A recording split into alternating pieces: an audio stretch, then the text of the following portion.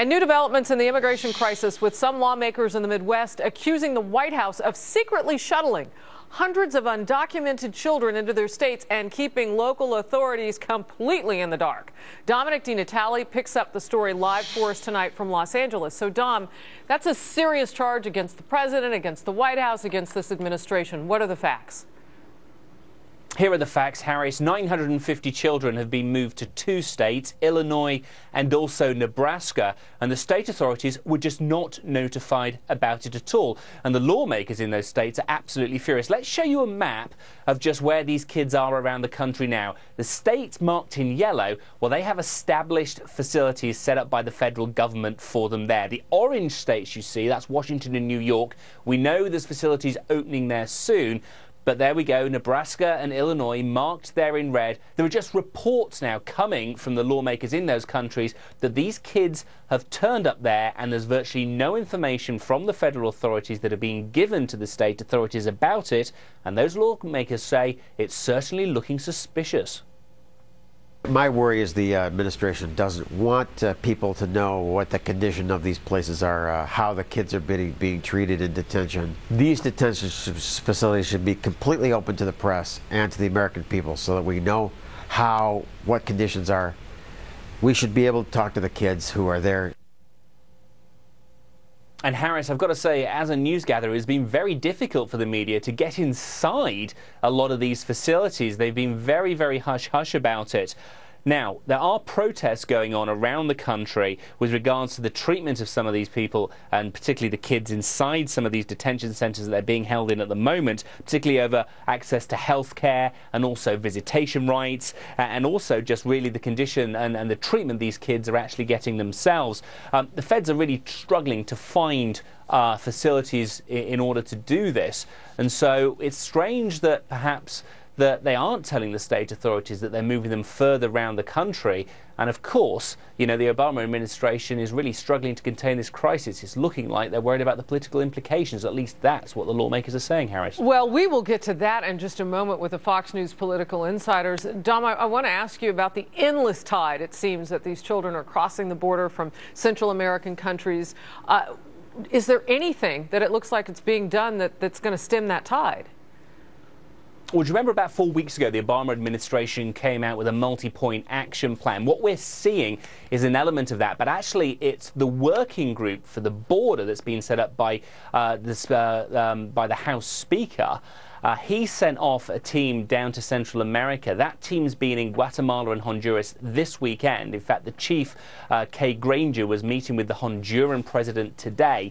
She's due back in Washington this week and should have a report on the efforts that the government has in terms of trying to quell those rumors that exist in Central America, that if you cross the border into America, you get off scot-free, there's an amnesty, and you don't have to go back. We'll see whether there's been any effort and progress made in that, Harris. Back to you. Dominic DiNatale setting it up for us tonight. Thank you very much. The immigration debate is growing louder. Some unlikely critics of President Obama are emerging as Congress considers his request for nearly $4 billion to help deal with the crisis at our southern border with Mexico. The Fox News political insiders are here. You can join the conversation on Twitter at Harris Faulkner, hashtag FRW, at FInsiders.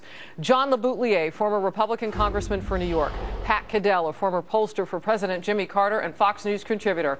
Doug Schoen, former pollster for President Bill Clinton and a Fox News contributor as well. The first time in many weeks, all of you together at the same table. Let's start with this report, Pat, from Dominic DiNatale, that some of these lawmakers are feeling like you're sneaking these kids into our states. Are you trying to hide them? Well, let me just tell you something, and when we get to this, I lived the Muriel boat lift from Cuba in 1980, which helped sink Jimmy Carter. You start sending people to states, political ramifications. Cost Bill Clinton the governorship of Arkansas. I was about to say, and cost us Florida, which was a state we'd always done well in. But the only point I want to make is this. This is a perfect example of the entire dysfunction of government, Harris.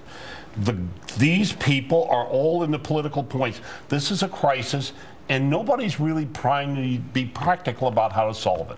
All they care about is making points, and it just goes on and on. Doug? Harris, Pat couldn't be more right. We have clear policies that we know will work and need to be implemented. So is the White Tightening House just not applying these clear policies? The fact that the president won't go to the border, he's playing politics, we have no real border enforcement, no real immigration legislation, and Harris, most of all, no bipartisan meetings to stem this crisis. It's a tragedy and outrage. Pat couldn't be more right. So, you know, I'm curious. The president has taken a lot of heat in recent days, John, for uses and overuses. Some would argue of his executive powers, particularly where the Affordable Health Care Act is. We'll get to more on that in a moment. Is this one area that the American people would say, okay, use your executive power? Well, there's just so much he can do as president with executive actions. He needs this law passed that he's asked for, this astronomical $3.7 billion that we don't quite know what it's for. But that is the means when if he behaved properly as president, he gets the Speaker and the leadership in the House and Senate all in a room together.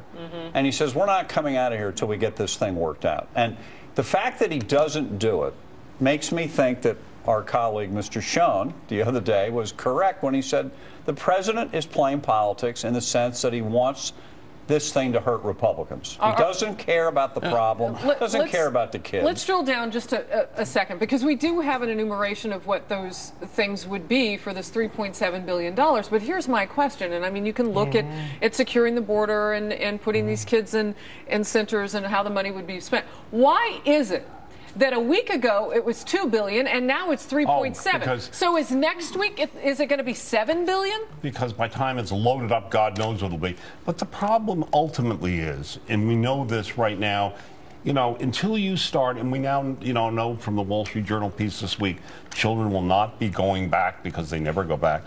585 days for the hearings because they're treated under a different aspect of the law. That's a long time. And by the way, until there are children returned home who didn't get to stay here on amnesty, that's when people in Central America are going to decide it works. But our president is so disengaged.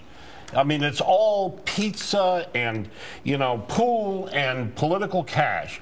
He is checked out as being president, as a leader. All right, a lot of people fired up about this on Twitter. Leon Bousegur, I think is how you say his last name. Harris, if President Obama were like Prime Minister Netanyahu of Israel, we would not have to worry about children on the border, but that would be a leader. Doug? We don't have a leader. We don't have leadership, and we don't have clear border enforcement, which is what the American people want. Harris, Leon couldn't be more right. This is a crisis that both sides, and particularly the president, are using for short-term political gain, not to get real solutions. Doug, I want to balance it out by saying it's really the second president in a row, the first being George W. Bush, who did nothing about the southern border. You mentioned Benjamin Netanyahu. We would be better off if the Israeli Defense Force was deployed along the southern border to keep people out. All right. What is going on that America can't close its southern border down? The answer is they don't want to. Well, and also remember that we have the Mexicans who are supposed to be our allies, who are allowing these drug coyotes and these criminal organizations, and they're really undermining us because we don't have a foreign policy that makes sense either. Yeah, and we should point out, I mean, only about, and I say only, and there have been 52,000 that we know of since October, about a quarter of these unaccompanied children are coming from Mexico. Most of the rest of them are coming from Central America. You know what? I want to ask about Governor Perry's request for National Guard. Britt Hume on Fox News Sunday today got really pointed in his questioning, and I thought this was interesting when he asked the governor, he said, well, look, you know, the law doesn't allow for the National Guard to do anything with these kids anyway. Why deploy them? Doug? Well, he's saying deploy them because we can't stop the flow of immigrants. And it sends a message is what he said. And it sends a message, that's right. The problem is, Harris, all of this bears out the logic of what we've been saying for a long time. Until and unless the political leadership in this country, including the President of the United States, gets together, works for short-term and long-term solutions, it's all going to be politics. It's not going to be serious. All right, Stephen Blanton, wow. And he does not mince words. The president deliberately caused the border crisis to further the DNC political agenda. Well, there may be some truth to that. That may be why the president refused to go to what is, in effect, refugee camps in America. He didn't want to be He didn't want to pictured. see, John. He didn't want to see Well, it maybe or he didn't be have to go. Why are they seen with keeping it. the media out? Is it because of the ages They're of the keeping children? congressmen out. Yeah, well, because it's a refugee camp. How could you lower the country any more than to have refugee camps on the territory of the United States? I mean, it's like some third world country all of a sudden. Well, when you have 7 computers simultaneously go down, the odds of which are like several billion to 1, all with their hard drives unrecoverable, then I'll tell you, you get used to being able to do things like shut out the media because the media goes along. Never has anyone gotten away with this stuff. Could you imagine this in Katrina if the government had tried to shut down the news there? This is what they do, and this is all about, in the end, about politics to some extent. Common sense would tell you this thing could be solved if people took it as a crisis and dealt with it that way. All right, so Congressman Cuellar of Texas, a Democrat, said the same thing that you just said. He compared it to Hurricane Katrina's moment for President George W. Bush, and that now turning into what it would seem like something commensurate for President Obama. Doug? And that's absolutely right.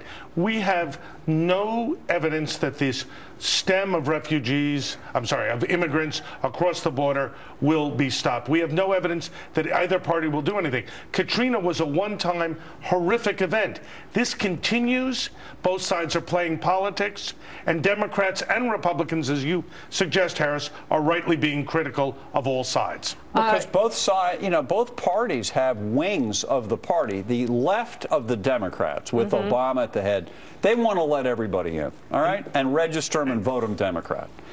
Half of the Republican Party wants to let them in to be cheap, off-the-books labor to undercut the labor force. Wow. Well, that's you the don't fact. mince words. No, but that's the fact. It's a Chamber of Commerce policy. And meanwhile, out here, Wall you've Street got Journal. a huge percentage of the American people who are disgusted with both of those positions, who say, can we just seal the border up? Why wasn't this done the day after 9/11? Seal the border.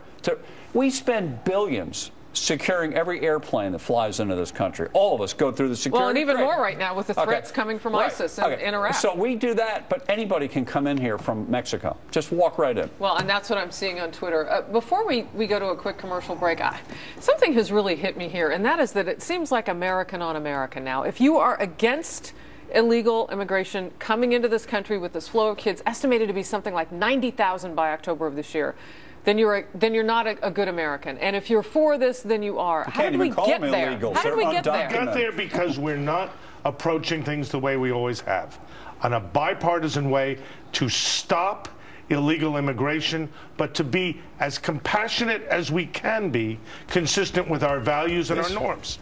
We're not doing it. This is a horror show down there for the children being sent and all of what their parents and families are going through.